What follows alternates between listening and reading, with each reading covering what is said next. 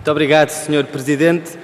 A subida do salário mínimo nacional é uma questão de justiça num dos países com maiores desigualdades salariais, é uma questão de racionalidade económica, porque a subida do salário mínimo beneficia a atividade da maioria das micro e pequenas empresas, porque são elas que mais ganharão com um efeito positivo no aumento da procura interna, e é uma questão de direitos humanos num país em que 1 em cada 10 trabalhadores é pobre. Ou seja, em que 1 em cada 10 trabalhadores ganha tão pouco que, mesmo tendo um emprego, não consegue sair do limiar da pobreza.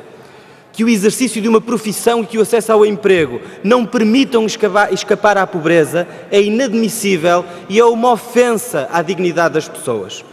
O aumento do salário mínimo é, por isso mesmo, um instrumento essencial de combate à pobreza e à violação dos direitos humanos que ela constitui.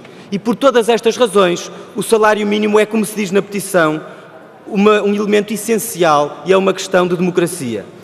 Quando esta petição foi apresentada em março de 2013, e eu saúdo os milhares de pessoas que subscreveram e as entidades que se associaram a esta petição, a petição alertava para um facto simples, é que o valor do salário mínimo, à época, era uma condenação à pobreza, era uma insensatez económica e era um desrespeito pelo acordo de concertação social que tinha sido feito em 2006.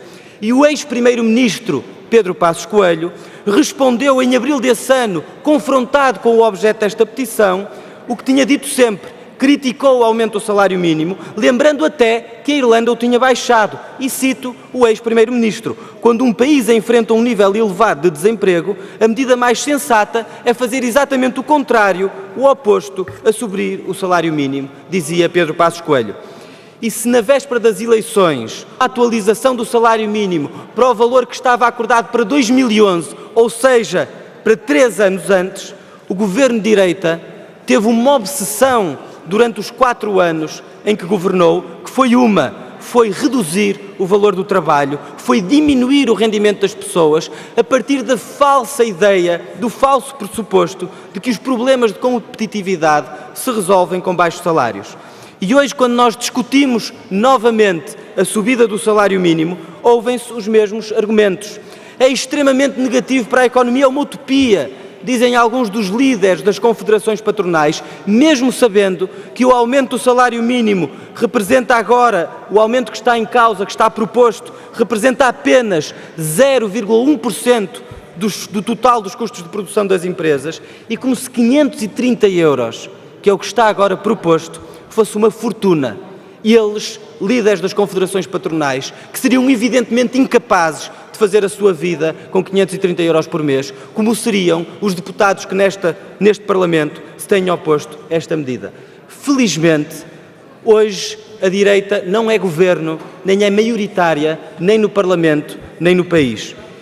E isso é a garantia de que nós temos hoje uma maioria para a recuperação de rendimentos e para aumentar o salário mínimo até aos 600 euros ao longo desta legislatura. Concluo, Sr. Presidente. 1/3 dos trabalhadores em Portugal beneficiarão deste aumento do salário mínimo. E esta nova maioria e este novo aumento do salário mínimo significará que ganham os trabalhadores mais pobres, que ganham os jovens, que ganham as pequenas e médias empresas, mas que ganha também o país em respeito por si próprio e pela dignidade de quem trabalha. Muito obrigado. Muito obrigado.